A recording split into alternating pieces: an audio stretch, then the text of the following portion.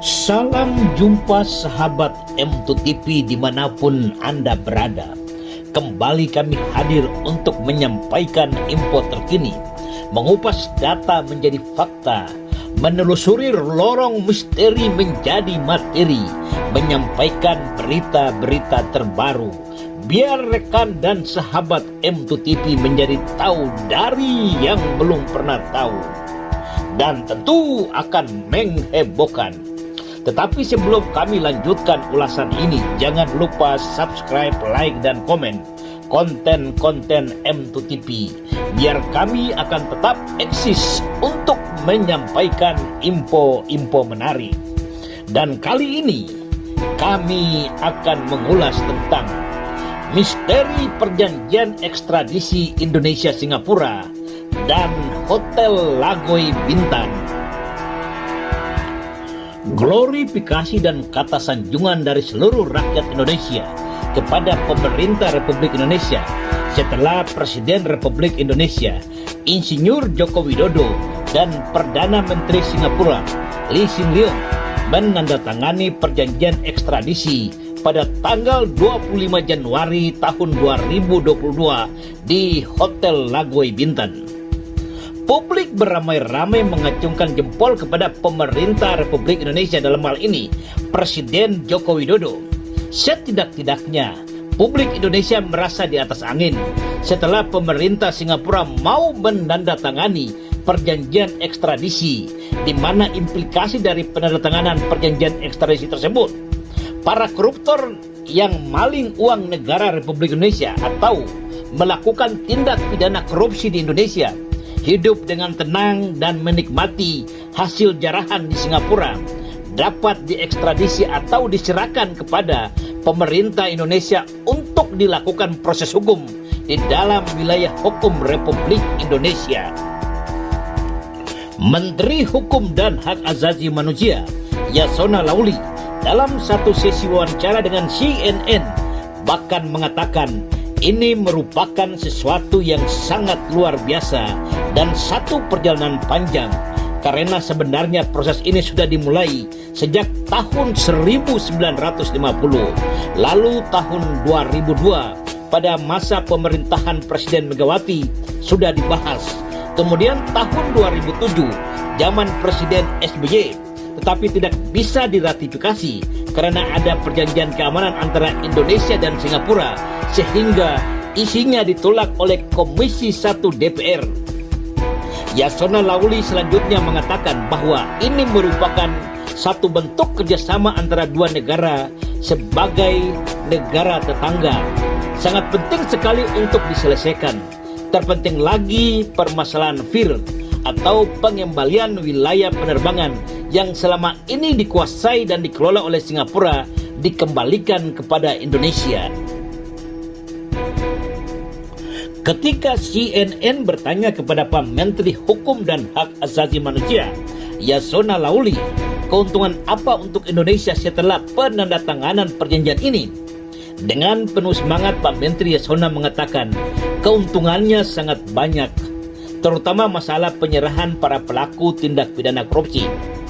Akan ada banyak hal positif yang kita dapatkan dengan perjanjian ini, dan pemerintah akan sangat serius untuk meratifikasi isi perjanjian ini.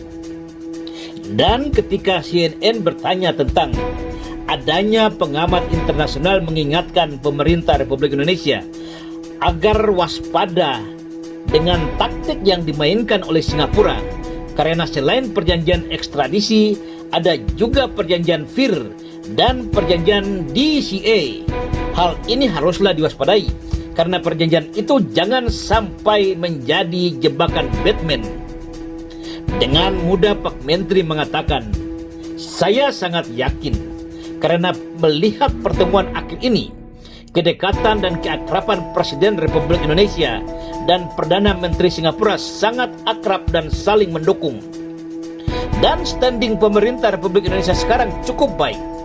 Pada waktu pertemuan G20 di Italia dan beberapa pertemuan di Glasgow ataupun di Dubai, pemerintah Indonesia menjadi salah satu negara yang banyak diperhitungkan sekaligus mendapat respon positif dari negara-negara besar. tinggal kita akan bekerjasama dengan otoritas penegak hukum Singapura untuk proses ekstradisi. Jadi janganlah kita berpikir jauh-jauh dulu. Demikian penjelasan Pak Menteri Yasona Lauli. Tentang kepentingan kedua negara Singapura dan Indonesia, Menteri Yasona Lauli mengatakan, kedua negara memiliki kepentingan yang besar untuk menyelesaikan perjanjian ini. Salah satunya adalah Singapura merupakan negara investor terbesar di Indonesia.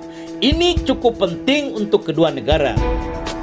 Lalu, beberapa hari setelah penandatanganan perjanjian ekstradisi antara pemerintah Republik Indonesia dengan Singapura, media-media cetak di Singapura melakukan glorifikasi, mengucapkan Perdana Menteri Singapura luar biasa dengan penandatanganan perjanjian ekstradisi FIR dan CDA. Hal ini karena publik Singapura merasa bersyukur jalur penerbangan di atas ketinggian 3.000 kaki masih tetap dikuasai oleh Singapura.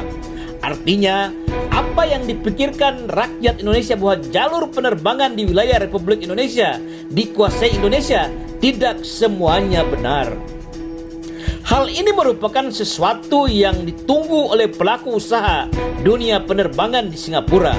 Karena apabila Indonesia menguasai jalur penerbangan seluruhnya, maka tentu bandar udara internasional Changi akan goyah.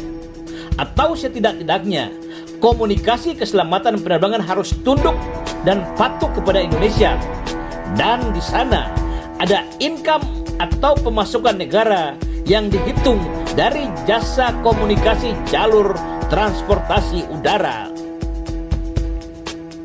Artinya, sedikit demi sedikit misteri penandatanganan perjanjian ekstradisi ini mulai terbuka.